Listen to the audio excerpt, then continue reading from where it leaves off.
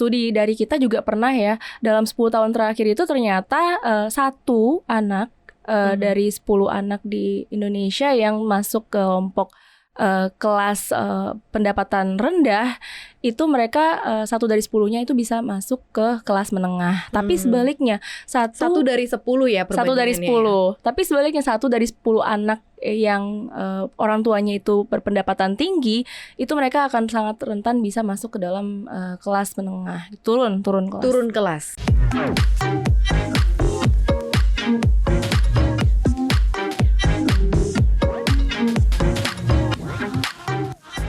Hai Sobat Cuan, selamat datang di podcast Cuap Cuan. Apa kabar Sobat Cuan? Semoga selalu dalam kondisi yang baik. Walaupun mungkin pemberitaan tidak terlalu baik, tapi kita akan ulas lebih mendalam pastinya tentang fenomena yang terjadi, khususnya untuk kita yang berada di part atau di fase atau mungkin menjadi bagian dalam topik diskusi kita hari ini. Kita dalam tema yang mungkin juga menggelitik Sobat Cuan, dan mungkin Sobat Cuan juga merasa bahwa oh ya, I'm the part of this gitu ya. Kita bagian dari ini semua. Kita akan bahas mengenai kelas menengah yang makin susah point of view-nya bersama seorang ekonom yang masih muda. Kita pengen tahu ya seperti apa. Mudah-mudahan ada terobosan-terobosan yang bisa ditularkan juga untuk pemerintahan yang ke depan. Bersama dengan Nauli Aisyah, ekonom LPM UI. Halo. Kak Nauli, apa kabar? Mbak Maria, baik. Sehat. Boleh sapa Sobat Cuan dulu? Halo. Ini seru nih kalau one on one kayak gini nih sama expert, sama ekonom-ekonom muda ya. Karena memang sesuatu situasi yang disoroti dan berkali-kali mungkin tim CNBC Indonesia juga melihat bahwa ini sangat memprihatinkan soal masalah kelas menengah. Kelas menengah, Sobat Cuan tahu nggak kelas menengah ini apa? Mungkin kita tanya Mbak Nauli langsung deh. Kelas menengah yang harus dipahami dan dimengerti oleh Sobat Cuan ini yang seperti apa? Ya teman-teman Sobat Cuan, jadi mungkin aku pengen jelasin sedikit ya mengenai definisi dan pengelompokan dari kelas menengah itu sebetulnya apa gitu. Nah, kalau dari studi yang dilakukan oleh Bank Dunia di tahun 2020, mereka mengklasifikasikan kelompok masyarakat berdasarkan pengeluaran per kapita per bulannya itu dibagi menjadi 5 kelas. Oke. Nah, yang pertama tentu poor. Itu adalah kelompok yang pengeluarannya paling rendah gitu ya. Dan banyak diberikan bantuan sosial oleh pemerintah saat ini. Kemudian yang kedua adalah vulnerable. Vulnerable ini adalah kelompok masyarakat yang sangat rentan untuk masuk ke jurang kemiskinan. Nah, yang ketiga ini adalah aspiring middle income class atau calon kelas menengah. Ya, dengan pengeluaran per kapitanya itu 530.000 sampai 1,2 juta per bulannya gitu. Dan kelompok ini itu masyarakat Indonesia sangat banyak, Mbak. Jadi 115 juta masyarakat Indonesia itu masuk ke dalam aspiring middle income class ini. Nah, kelompok yang keempat itu adalah middle class atau kelas menengah. Ini yang jadi perhatian juga ya. Itu jadi perhatian. Jumlah masyarakat yang masuk di kelas ini 52 juta orang dengan pengeluaran per kapitanya itu sekitar 1,2 juta sampai 6 juta per bulannya gitu. Nah, kemudian yang terakhir tentu upper class, kelompok kelas pengeluaran yang tinggi atau pendapatan tinggi gitu. Nah, ini di atas 6 juta per bulan pengeluaran per kapitanya gitu, Mbak. Oke, berarti kalau dilihat dari angkanya jelas ya tadi 1,2 sampai 6 juta per bulan. Untuk per bulan. Per bulannya. Itu nggak kehitung. Itu personal ya, personal spend ya. Iya. Jadi nggak tahu nih kalau misalnya dia di dalam rumahnya dia menanggung lagi bapaknya, ibunya, anaknya itu anaknya atau istrinya atau mungkin keluarganya itu nggak terhitung berarti ya. Per kapita. Jadi kalau misalnya it's over that ya bisa masuk juga ke middle income ya. Iya. Oke, ini bisa jadi pertama ini screening awal ya Sobat Cuan. Apakah Sobat Cuan masuk ke dalam kategorial orang dengan pengeluaran pendapatan per kapita sebulan seperti itu.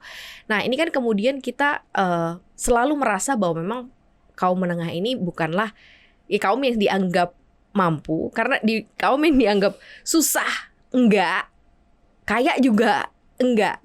Jadi ini terhimpit dalam suatu situasional atau narasi ya lo dianggap mampu karena ternyata lo bisa berjalan gitu ya kehidupan rumah tangga, tapi dianggap mampu banget juga enggak gitu, kaya banget juga enggak gitu ya.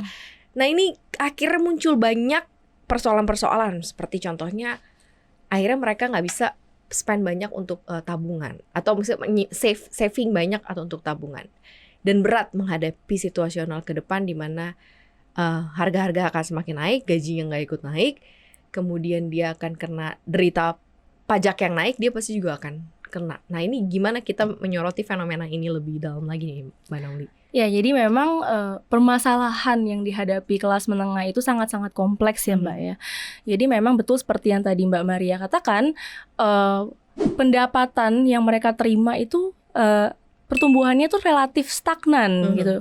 Nah, pertumbuhan UMR itu dalam sekitar 5 tahun terakhir itu stagnan di 4%. Sementara inflasi itu kan terus meningkat ya, terutama di tahun 2022-2023 itu kan pernah sampai hampir 4% lebih. Terutama inflasi bahan pangan itu sangat-sangat meroket harganya ya waktu terjadinya El Nino. Nah, dengan inflasi yang meningkat sementara pendapatan mereka stagnan, kebutuhan mereka untuk belanja itu kan besar, sementara daya beli mereka itu terbatas gitu ya. Jadi mereka harus menyiasati bagaimana pengelolaan keuangan mereka, kan jangan sampai makan tabungan gitu kan. Ya mereka perlu benar-benar mengelola spending, kemudian juga mereka perlu membagi porsi pendapatannya itu untuk saving di masa depan. Ya jangan sampai minus tabungannya atau bahkan mengutang gitu kan ke tempat lain. Itu jadi masalah gitu. Nah yang kedua permasalahannya adalah umumnya itu kelas menengah, mereka itu sangat rentan untuk di PHK biasanya atau bergeser ke sektor informal Mbak. Nah itu data terakhir dari BPS itu menunjukkan bahwa di tahun 2023 akhir sektor pekerja informal kita itu naik jadi 60%. Jauh di atas trennya sebelum pandemi itu sekitar 55%. Akhirnya mereka yang tadinya ada di kantoran karena di layoff, akhirnya banting setir gitu buka ya. usaha Okay. Jadi sektor informal gitu. Itu kan jadi perlu perhatian khusus ya dari pemerintah ya teman-teman, karena sektor informal itu kan tidak mendapat jaminan sosial yang jelas, seperti misalnya mereka tidak bisa mendapatkan BPJS Kesehatan atau tenaga kerja. Jadi perlu ada kebijakan khusus dari pemerintah terkait hal itu. Dan yang ketiga itu belum terlalu banyak atau bahkan pemerintah itu tidak ada kebijakan yang benar-benar khusus gitu ya untuk masyarakat kelas menengah di Indonesia. Karena selama ini bantuan sosial yang diberikan oleh pemerintah itu fokusnya ke masyarakat pendapatan rendah yang 40% terbawah gitu ya, atau bahkan insentif fiskal yang diberikan, misalkan PPN untuk barang mewah, PPNBM terutama untuk kendaraan listrik, itu biasanya dinikmati oleh masyarakat pendapatan atas dibandingkan kelas menengah gitu. Jadi belum ada bahkan pemerintah itu memberikan bantuan khusus itu selain kartu prakerja. Karena mungkin negara kita juga fokusnya memang ke konsumsi kali ya. Jadi kayak ya untuk gimana caranya untuk muterin ada daya beli yang meningkat, kemudian ada daya beli yang terus berjalan, jadi engine perekonomiannya juga berjalan gitu. Jadi makanya insentif diberikan kepada sektor-sektor yang bisa grab customer atau yang bisa grab si pembeli gitu, sehingga yang kelompok menengah ini selalu tersingkir atau seperti apa? Iya, jadi memang gimana ya? Kalau bisa dibilang masyarakat menengah itu sebetulnya kontribusinya itu sangat besar terhadap perekonomian Indonesia, karena kan konsumsi mereka itu sendiri setengah dari total konsumsi rumah tangga di Indonesia. Jadi kalau misalkan pemerintah itu fokus memberikan insentif atau setidaknya program-program yang mendukung peningkatan daya beli kelas menengah, itu tentu akan mendorong konsumsi dan pada akhirnya meningkatkan pertumbuhan ekonomi Indonesia. Karena kita kan nggak mau selamanya terjebak di middle income ya. Kita pengen naik kelas gitu ya. Betul. Ke negara maju. Tapi kayaknya gitu. Banyak yang turun kelas deh sekarang. Jadi justru malah yang middle income then they are lay off, habis itu ya udah kan nggak bisa lagi dimasukkan ke dalam kategori itu. Apalagi kalau misalnya dia nggak punya pengaman keuangan yang baik juga untuk hidup mereka ke depan ya kan? Iya betul Mbak. Jadi lebih banyak kemudian orang yang akhirnya geser ke under middle income ini gitu. Sebetulnya yang paling rentan itu adalah yang kelompok aspiring middle income class yang masuk middle enggak gitu ya. Iya, jadi dia calon kelas menengah yang porsinya itu tadi sangat banyak, 115 juta orang. Nah, itu yang perlu benar-benar perhatian dari pemerintah. Terus harus gimana dong? Kan kalau dilihat ada nggak sih negara yang memang pemerintahnya tuh fokus untuk kaum menengah? Pendapatan menengah mungkin pemerintahnya ada yang memberikan bantuan semacam bantuan sosial untuk dana pensiun atau semacam BPJS kesehatan bagi pekerja informal gitu. Itu ada di Malaysia, di Singapura gitu. Tapi memang ya programnya sama, mereka tetap harus iuran. Jadi iurannya nanti akan bisa dipakai untuk membayar asuransi kesehatan. Jika sewaktu-waktu mereka terkena musibah atau kecelakaan, itu bisa dipakai untuk pekerja informal. Itu tapi ada negara lain itu dia pemerintahnya itu abai terhadap kelas menengah ya, seperti di Chili misalnya. Jadi Chili itu dia pertumbuhan ekonominya sangat bagus, bahkan terbaik di Amerika Latin waktu tahun 2019.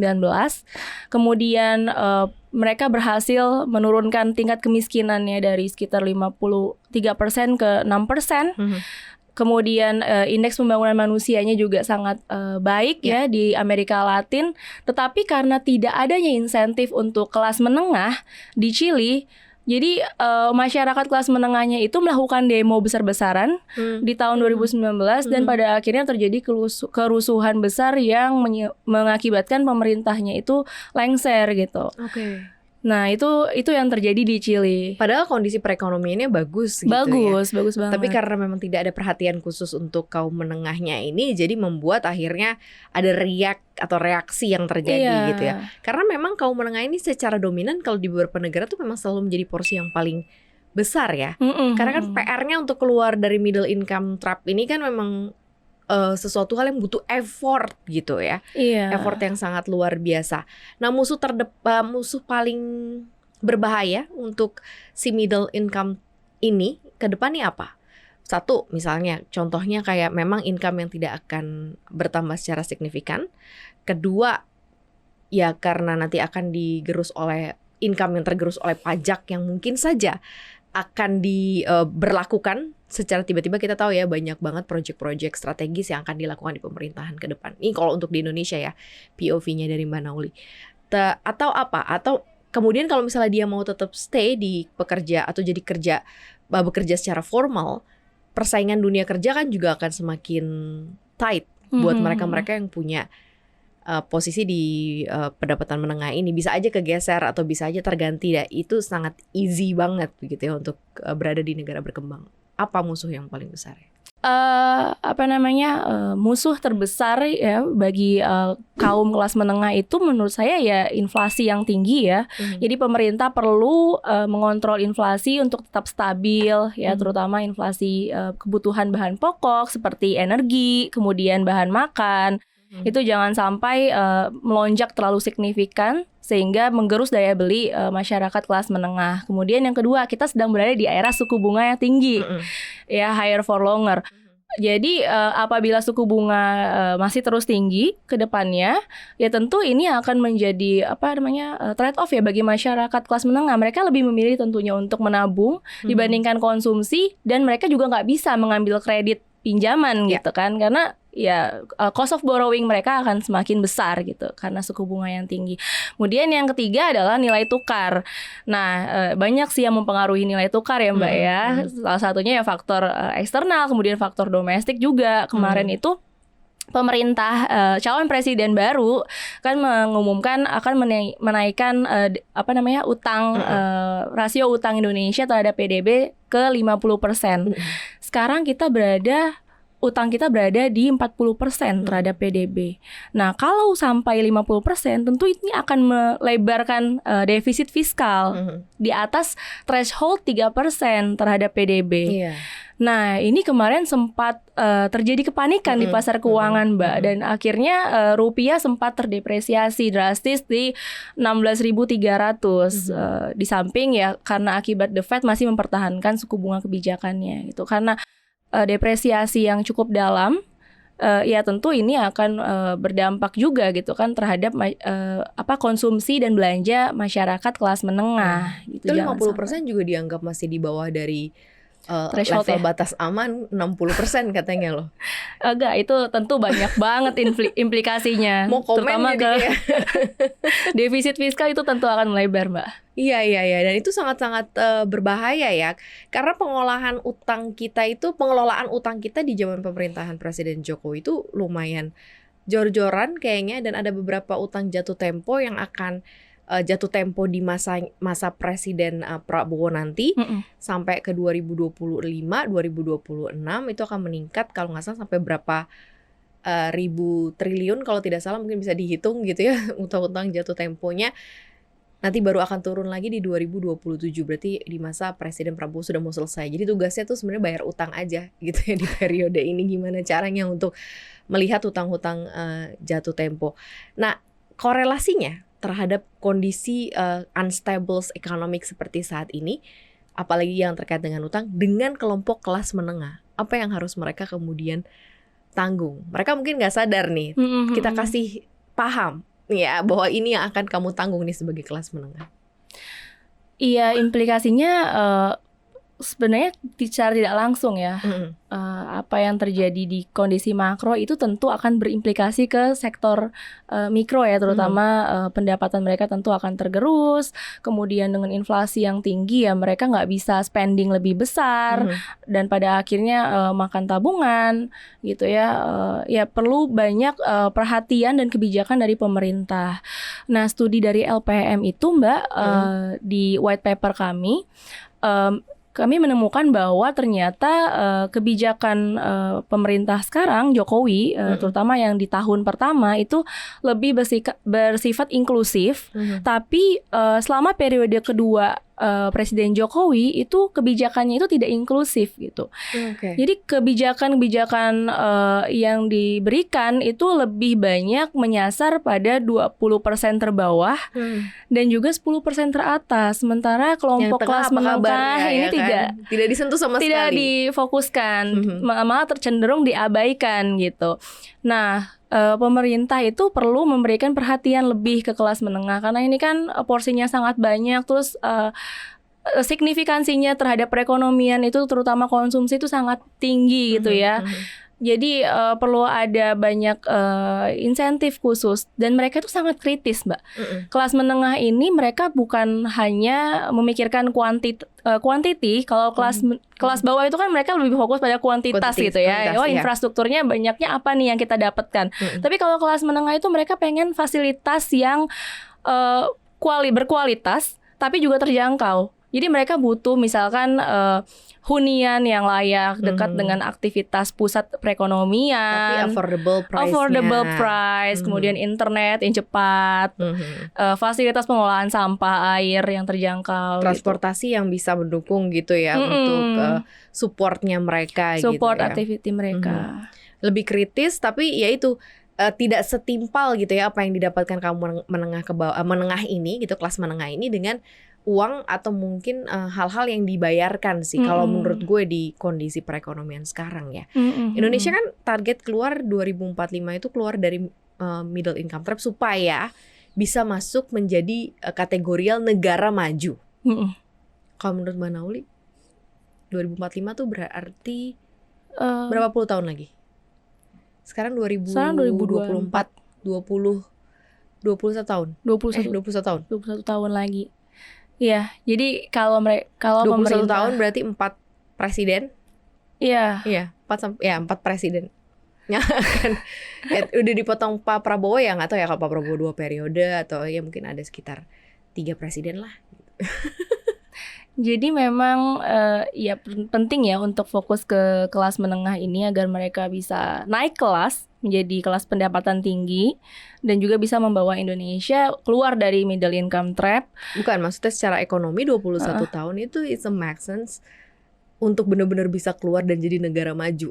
Karena kan yang digembar-gemborkan kan besar sekali gitu ya, dan harapannya sebenarnya masyarakat Indonesia dengan bonus demografi sekarang itu ya kita berharap 21 tahun lagi benar-benar gitu loh kita masuk ke dalam negara maju ya. Benchmarknya Singapura lah gitu kalau kita lihat ya, sudah sebaik apa gitu. Berat sih Mbak. Tetap berat ya. Karena ya banyak banget harus dibenahi secara struktural gitu ya. Baik itu dari peningkatan pendidikan, keterampilan masyarakat kelas menengah agar mereka terus efisien dan juga produktif ya, sehingga pendapatannya juga akan semakin tinggi. Pemerintah itu perlu ya memberikan semacam kartu prakerja yang lebih luas lagi kepada masyarakat agar bisa meningkatkan pendidikan dan keterampilannya. Kemudian tadi ya memberikan fasilitas-fasilitas yang berkualitas tetapi terjangkau, infrastruktur dasar. Kemudian juga bantuan sosial cash transfer itu tidak hanya ditujukan untuk masyarakat miskin, tetapi masyarakat yang rentan, kelas menengah yang tadi yang rentan itu bisa mendaftarkan diri ketika mereka sewaktu-waktu terkena krisis gitu ya, atau misalkan mereka di PHK, atau misalnya para petani gitu gagal panen gitu kan, jadi mereka bisa mendapatkan bantuan cash transfer yang sifatnya on demand, jadi bisa lebih tepat sasaran gitu dibandingkan dengan bansos yang saat ini hanya ditujukan untuk kelompok miskin. Nah, kita berharap ke depannya ada semacam bantuan sosial yang sifatnya on demand untuk kelas menengah sehingga mereka bisa akses. Jadi para pekerja kurir atau ojek daring atau misalkan konstruksi ya, pekerja di sektor konstruksi itu tentu bisa memanfaatkan ketika misalkan sewaktu-waktu mereka terjadi kecelakaan atau situasi yang tidak diinginkan gitu. Itu setuju sih, karena kemarin juga sempat ada fokus juga terkait mengenai bahwa memang konsentrasinya kita selama ini adalah ke pekerja-pekerja formal, mereka-mereka yang dapat income menengah gitu ya, karena harapannya ada proteksi.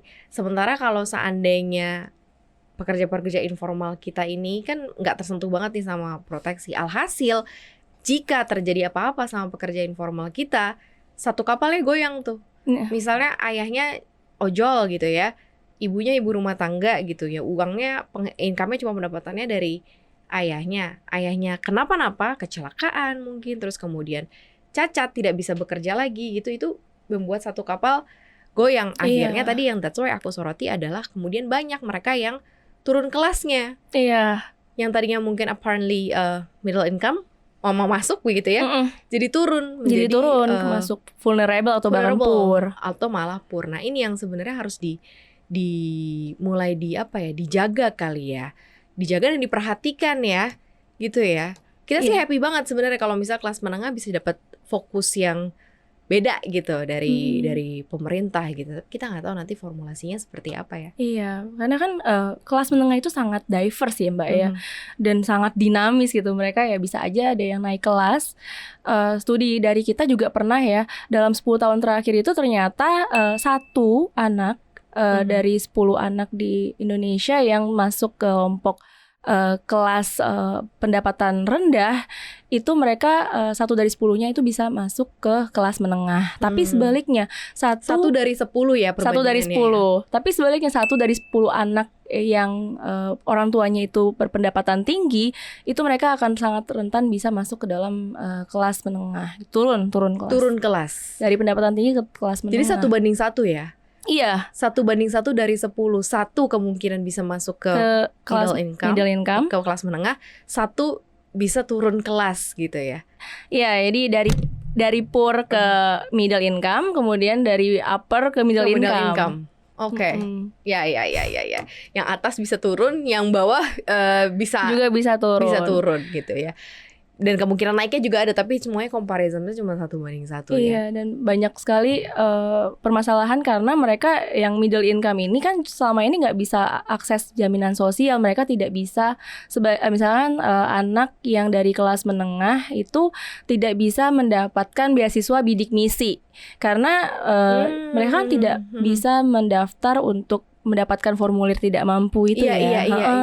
Dan para pekerja di sektor kelas menengah ini mereka tidak bisa mendapatkan bantuan BPJS kesehatan ya. Mereka harus membayar sendiri gitu BPJS kesehatan dan tenaga kerja, ditambah adanya program Tapera yang menjadi beban tambahan bagi masyarakat kelas menengah. Itu dia makanya ya, jadi kelas menengah tuh emang memprihatinkan, tapi kita harus survive dan tetap berjuang ya Sobat Cuan, karena ya cuman itu doang yang bisa kita lakukan, survive dan tetap berjuang. Nggak bisa apalagi kan, nggak mungkin juga menyerah terhadap keadaan kan, kondisinya memang seperti ini. Ya udah gitu ya, makanya daya juang masyarakat Indonesia tuh luar biasa. Yeah. Oke, ini site-nya luar biasa banget. Kita tinggal tunggu saja begitu ya implementasinya di pemerintahan-pemerintahan ke depan akan seperti apa. Dan 21 tahun lagi 2045 Indonesia benar jadi Indonesia emas gitu. Atau Indonesia cemas. Atau Indonesia cemas. Ngerinya ke situ ya. Mudah-mudahan Indonesia emas. Mudah-mudahan Indonesia emas ya untuk generasi ke depan ya. Karena kalau 20 tahun lagi ya kita kalau di usia-usia 30 sekarang udah 50 tahun ya. Kalau 20 tahun lagi ya. Yang masih muda-muda ini gitu ya, yang akan mungkin nanti ke depannya ini masa yang dipersiapkan untuk kamu. Terima kasih ya Sobat Cuan udah dengerin konten kita hari ini. Jangan lupa dengerin konten podcast kita lainnya di aplikasi Google Podcast, Spotify, Anchor, dan juga follow akun Instagram kita di @cuap_cuan dan subscribe YouTube channel kita di cuap-cuap-cuan, like, share, dan juga komen. Jangan lupa kita ada TikTok di cuap-cuap-cuan, dan buat kamu yang pengen gabung di komunitas cuap-cuap-cuan, boleh kepoin Instagram kita di @cuap_cuan dan kamu lihat aja gimana caranya bisa gabung untuk di community kita. Banyak informasi terkait mengenai investasi, pengaturan keuangan sejak dini, dan apapun yang kamu butuhkan sebagai engine penambah semangat kamu menjalani kehidupan gitu ya. Kita tidak akan meninggalkan Sobat Cuan. Terima kasih ya Maria Katarina dan juga Mbak Nauli pamit. Bye-bye.